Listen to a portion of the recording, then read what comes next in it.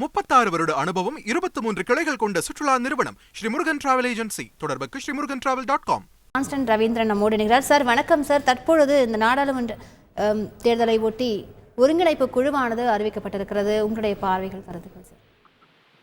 அதாவது தேர்தல் வேலைகளை நாம் முன்கூட்டியே ஆரம்பிக்க வேண்டும் என்று மாண்புமிகு முதல்வர் அவர்கள், கழக தலைவர் அவர்கள் ஏற்கனவே சொல்லி இருந்தார்கள். அதன்படி எங்களுடைய தேர்தல் வேலைகள் ஆரம்பித்திருக்கிறது. இது 3 குழுக்களுக்குமான பொறுப்புகளும் தெளிவாக சொல்லப்பட்டிருக்கிறது. தேர்தல் அறிக்கை குழு என்ற ஒன்று, தேர்தல் வேலைகளுடைய ஒருங்கிணைப்பு குழு ஒன்று, இன்னொன்று பேச்சுவார்த்தை குழு. இது வழக்கமான ஒரு நடைமுறைதான் என்றாலும் இந்த முறை ஒரு தேசிய அளவில்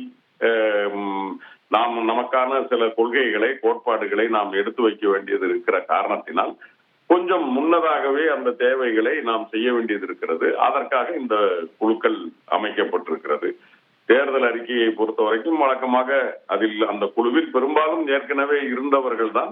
புதிதாக இளையவர்களாக சகோதரர் எழிலன், அதே மாதிரி CUMM எழிலரசன், அதே மாதிரி மேயர் பிரியா, இவர்களை அதில் அடுத்த தலைமுறை அவர்களுக்கான சில விஷயங்களை நாம் அதில் சேர்க்க வேண்டியது இருக்கிறது. எனவே அவர்களையும் அதில் சேர்த்திருக்கிறோம்.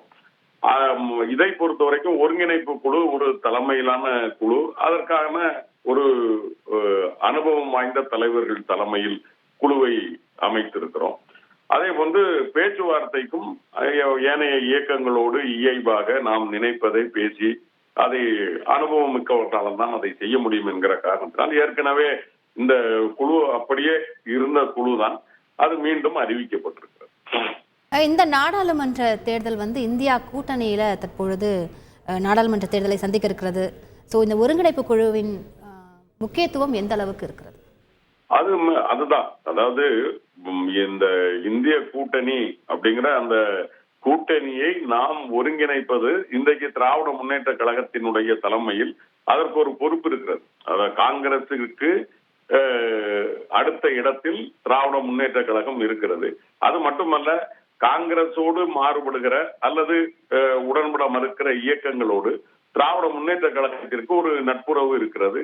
எனவே எல்லோரையும் ஒருங்கிணைத்து செல்வதற்கு நாம் வேகமாக காரியங்களை நகர்த்த வேண்டி இருக்கிற காரணத்தினால் அதை மாண்புமிகு முதல்வர் தலைவர் அவர்கள் அதை அறிவித்திருக்கிறார்கள்.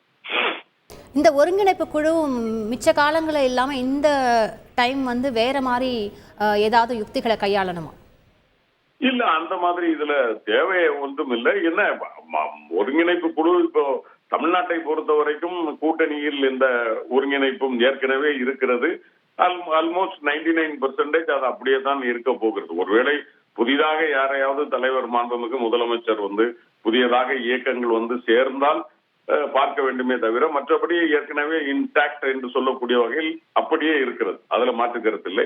ஆனால் தேசிய அளவில் பல நேரங்களில் உட்கார்ந்து பேசுவதற்கு அல்லது தேசிய அளவில் இயக்கங்கள் முரண்பட்டால் அவர்களோடு இணைந்து பேசுவதற்கான தேவைகள் ஏற்படலாம்.